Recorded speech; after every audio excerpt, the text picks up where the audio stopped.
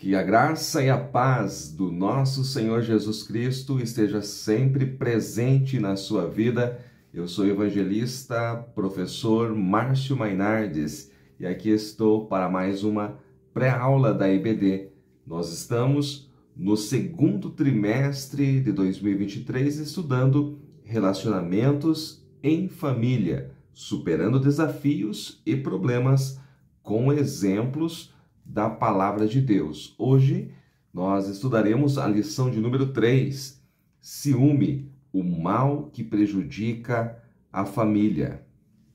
O nosso texto áudio de hoje está na Epístola de Tiago, capítulo 3, versículo 16, porque onde há inveja e espírito faccioso, aí há perturbação e toda obra perversa. A verdade prática da nossa lição diz que o ciúme é uma obra da carne e só o fruto do Espírito é capaz de superar as consequências ruins dessa emoção. A leitura bíblica em classe, o texto que será trabalhado na sua aula, está em Gênesis, o capítulo de número 37. Sempre é muito bom você ler todo o capítulo. Aqui na nossa revista está o versículo 1 ao 4, versículo 11, 18, 24 e 28 do capítulo 37 do livro de Gênesis. A nossa lição ela tem objetivos específicos que é muito bom você observar. O primeiro é refletir sobre as consequências do favoritismo e do ciúme na família de Jacó. O segundo é identificar os males que o ciúme provoca nos relacionamentos. E o terceiro e último, compreender que o homem precisa orientar seu coração pela palavra de Deus e não por suas emoções carnais. Se você está conhecendo agora o nosso canal, seja muito bem-vindo, inscreva-se neste canal, deixe o seu like, deixe o seu comentário, eu leio todos os comentários e na medida do possível estou respondendo, tá? Logo, logo vou responder o seu comentário. E acima de tudo, ore por nós. O nosso único objetivo aqui é espalhar a palavra de Deus, é ajudar os professores e alunos da EBD. Num primeiro momento, é muito importante você definir a palavra-chave da nossa aula, que é ciúme, porque esta palavra ela pode ter no seu original, tanto no hebraico quanto no grego, uma conotação negativa, mas também positiva. Então, a gente precisa ir para os originais para definir essa palavra. No hebraico, no Antigo Testamento, é kiná, que fala de ardor, zelo, fala também, negativamente, de uma atitude ciumenta. Fala também da inveja, que é natural no homem carnal, obviamente. E também, no lado positivo, esta palavra kiná fala do zelo de Deus pelo seu povo. Quando diz que Deus ele tem ciúme, está falando do seu zelo pelo seu povo. Quando nós vamos para o Novo Testamento, escrito em grego, a palavra é zelos, de onde vem zelo. E também fala de ardor, fala de fervor de espírito, fala de zelo ou interesse de ou por uma pessoa ou coisa. Então, esta palavra é utilizada aí no Novo Testamento desta forma. Tem uma outra palavrinha também que é traduzida às vezes por inveja. Mas então é muito importante que no primeiro momento você saiba isso, que tanto no hebraico, Antigo Testamento, quanto no grego, Novo Testamento, esta palavra ela tem uma conotação em algum contexto, pode ser negativa, e em outro contexto pode ser positiva. Então, é muito importante que para entender o que se quer dizer com esta palavra, é preciso analisar o seu contexto.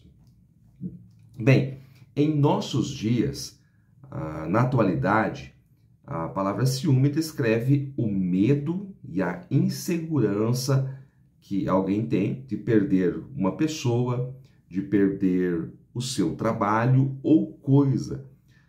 E o ciúme, ele pode ser considerado normal até certo ponto, até certo limite.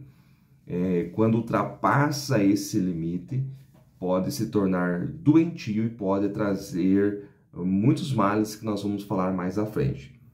E o ciúme ele pode ser encontrado em diversos tipos de relacionamentos. Aqui nós estamos falando de família, mas o ciúme ele pode ser encontrado em diversas relações diferentes. Nas amizades, no ambiente de trabalho, no casal, na vida conjugal, onde é muito comum, mas também em outras áreas e até mesmo no ambiente ministerial, às vezes até entre os professores da EBD. Olha só o que eu estou dizendo, mas vamos falar disso um pouquinho mais à frente. No nosso texto de hoje, que é Gênesis capítulo de número 37, eu quero destacar aqui o versículo de número 3, que diz assim: E Israel amava a José mais do que todos os seus filhos. Amava José mais do que todos. O nosso comentarista, o pastor Elianai Cabral, já no primeiro tópico, ele diz que, independente de ser o filho da sua velhice, José era um dos muitos filhos que ele tinha. Ele amava José, segundo o texto, devido a ser o filho da sua velhice e, analisando toda a história, principalmente por ser filho de Raquel. Lembrando que Jacó sempre preferiu, sempre amou mais a Raquel. E José era filho de Raquel, assim como a seguir Benjamim, o filho mais novo de Jacó, também filho de Raquel. Lembrando que Raquel morreu no parto de Benjamim.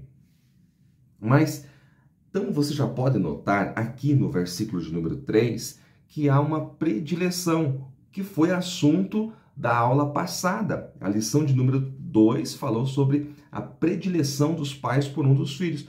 Aqui nós vemos exatamente a mesma coisa, o mesmo erro que os seus pais, Isaac e Rebeca, cometeram, Jacó também cometeu. Jacó prefere o primogênito de Raquel em relação aos demais filhos, filhos de Lia, filhos de Zilpa e da sua outra concubina. Este erro de Jacó, ele trouxe tristes consequências para a sua família. Ele trouxe um verdadeiro drama, porque mais à frente nós vamos ver que Jacó vai sofrer muito com a ausência do seu filho preferido. Então José, nesse período aqui, tinha apenas 17 anos, conforme você pode conferir no versículo de número 2. Estas são as gerações de Jacó, sendo José de 17 anos. Tendo ele essa idade, sendo bem jovem, ainda ele era inexperiente. E ele delatava ao seu pai tudo o que acontecia com seus irmãos. E ele contou publicamente os sonhos que Deus lhe dera, as revelações que Deus deu a ele. Deus estava preparando este rapaz para um futuro promissor, para um propósito específico que Deus tinha com ele. E Deus estava mostrando a ele qual foi o problema de José. Não foi sonhar, porque os sonhos eram sonhos dados por Deus. O problema de José foi que ele contou o sonho em momento inoportuno. Isto devido à sua falta de experiência, sendo bem jovem.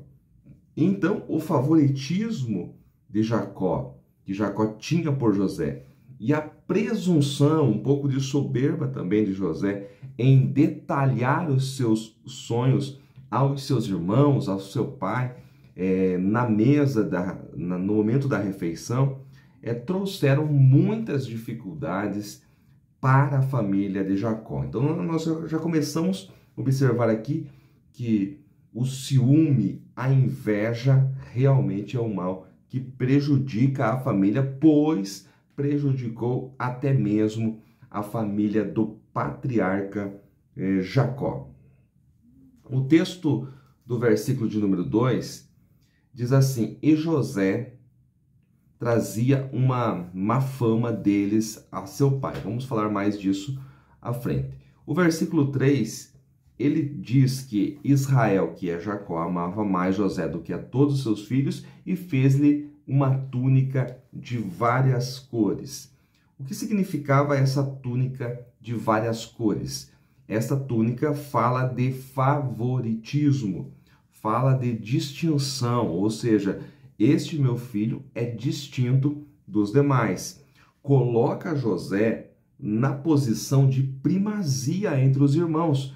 Ele era o 11º filho e com esta túnica de várias cores, ele estava sendo tratado como o primogênito. Lembrando que as pessoas tinham túnicas naqueles tempos para se proteger do frio. Normalmente tinha uma cor ou, quando muito, duas cores. A túnica de José tinha várias cores, tá? Assim como o arco celeste, que é um sinal do pacto que Deus fez com Noé, tinha várias cores. E as túnicas de várias cores eram associadas nesse tempo a príncipes, a realeza. Então, Jacó, mesmo sem saber, mesmo repreendendo José na mesa, quando ele contou o seu sonho, Jacó já estava profetizando, ao dar aquela túnica de várias cores ao seu filho, que ele seria um príncipe, que ele seria da realeza, e isso vai acontecer lá no Egito.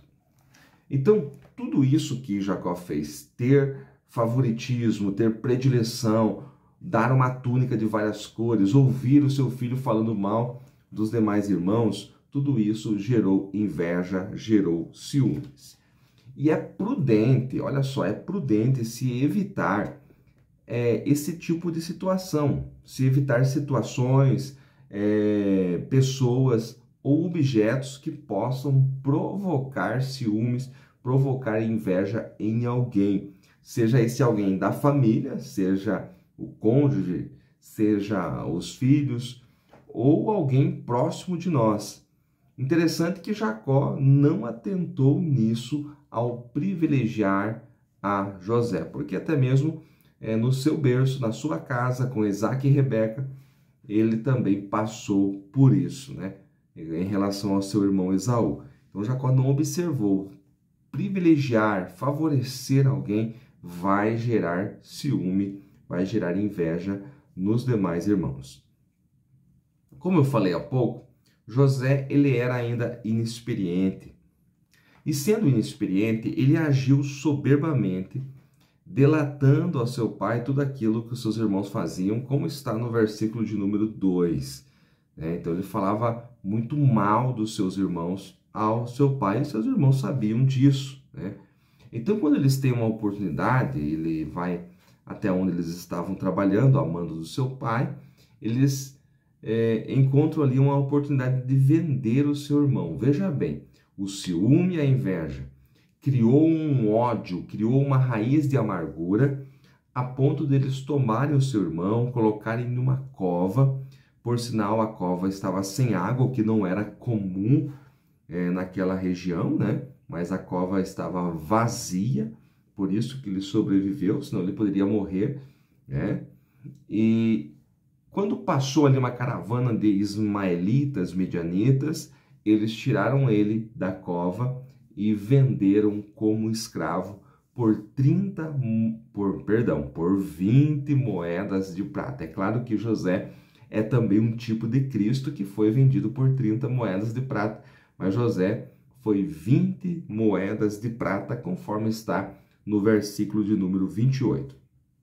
Veja a que ponto este sentimento pode levar ao absurdo de irmãos venderem o seu próprio irmão como escravo para ismaelitas que estão indo para o Egito. Mas mesmo assim, Deus tinha um propósito e Deus estava cuidando com José. Há um texto, há um versículo que diz: mas o Senhor era com ele. Bom, a nossa aula de hoje ela não tem objetivo, conforme o nosso próprio comentarista já disse na introdução, de falar da história completa de José. Não, aqui nós estamos tratando da questão do ciúme, da inveja entre irmãos, tá? Então, o ciúme, ele pode trazer problemas na vida conjugal, onde é bem comum, nas amizades e nos relacionamentos profissionais. Então, tanto o casamento, quanto as amizades, quanto o ambiente de trabalho pode ser afetado por ciúme. Detalhe, tragédias ocorrem originadas do ciúme descontrolado nos relacionamentos conjugais. Não precisa ir longe, basta você fazer aí uma pesquisa na internet que você vai encontrar muitas tragédias que ocorreram devido a alguém, um homem ou uma mulher, ter um ciúme descontrolado. Isso nos relacionamentos conjugais, chegando até a morte. Infelizmente, no meio dos santos, surgem situações originadas do ciúme. Surgem calúnia, surge difamação e ofensas. Tudo isso originado do ciúme. Eu falei que até mesmo entre obreiros ou até entre professores da EBD. Quem é o melhor professor? Será que sou eu? Será que é o irmão ali? Será que é a irmã? Então, isso pode gerar ciúme no ministério se não houver vigilância. Agora, detalhe, aqueles que vivem segundo o Espírito, aqueles que não andam segundo a carne, produzem o fruto do Espírito, que é originado no amor. Então, seja na vida conjugal, seja nos relacionamentos, na sociedade em geral, seja no ambiente de trabalho, nós precisamos exalar o amor, nós precisamos evidenciar o fruto do Espírito em nossas vidas e este mal não chegará até nós. Eu quero concluir esta pré-aula mostrando alguns textos. O primeiro é o texto do apóstolo Paulo, em 1 Coríntios, capítulo 3, versículo 3, onde ele diz a esta igreja: porque ainda sois carnais, pois havendo entre vós, olha só, inveja, contendas e dissensões, não sois porventura carnais? Não andais segundo os homens? Agora, indo para Gálatas, indo para a epístola do mesmo apóstolo Paulo aos Gálatas, capítulo 5, versículo 25, ele diz: se vivemos em espírito, andemos também em espírito, e assim nós não vamos cumprir as obras da carne. Até mesmo no ministério de Jesus, até mesmo Jesus, olha só, Marcos, capítulo 15, versículo 10 diz: porque ele bem sabia, ele quem? Jesus sabia que por inveja, por ciúme, os principais sacerdotes o tinham entregado. O nosso comentarista, ele cita aqui uma recomendação para a gente não viver, não produzir ciúme, e ele fala o que a gente tem que fazer, citando aqui Filipenses 4, versículo 8. Em primeiro lugar, é preciso alimentar a mente com as coisas de Deus. O que pensamos e o que está em nosso coração determinam as nossas ações. Filipenses 4 e 8, tudo aquilo que é bom, amável e reto, nós devemos pensar. Então, depende do que você coloca na sua mente, que a sua mente ela esteja cheia da palavra de Deus. Também guardar o seu coração, Provérbios 4 e 23 fala: que acima de tudo que se deve guardar, guarda o teu coração, porque dele procede as saídas da vida. Um texto que não posso deixar de citar para nós encerrarmos é 1 Coríntios, capítulo 13, o capítulo do amor, o versículo de número 4, que diz: o amor é sofredor, é benigno, o amor não é invejoso, o amor não trata com leviandade, não se ensoberbece. Versículo 8, o amor nunca falha, mas havendo profecias, serão aniquiladas, havendo línguas, cessarão, havendo conhecimento, desaparecerá, mas o amor permanece. O versículo 13 diz: agora, pois, permanecem a fé, a esperança e o amor. Esses três, mas o maior desses é o amor. Quem ama, cumpre o maior mandamento: amar a Deus sobre todas as coisas e ao próximo como a si mesmo. Quem ama não tem inveja, quem ama não tem ciúme. Que Deus em Cristo lhe abençoe ricamente, que a sua aula ela seja muito produtiva em nome de Jesus.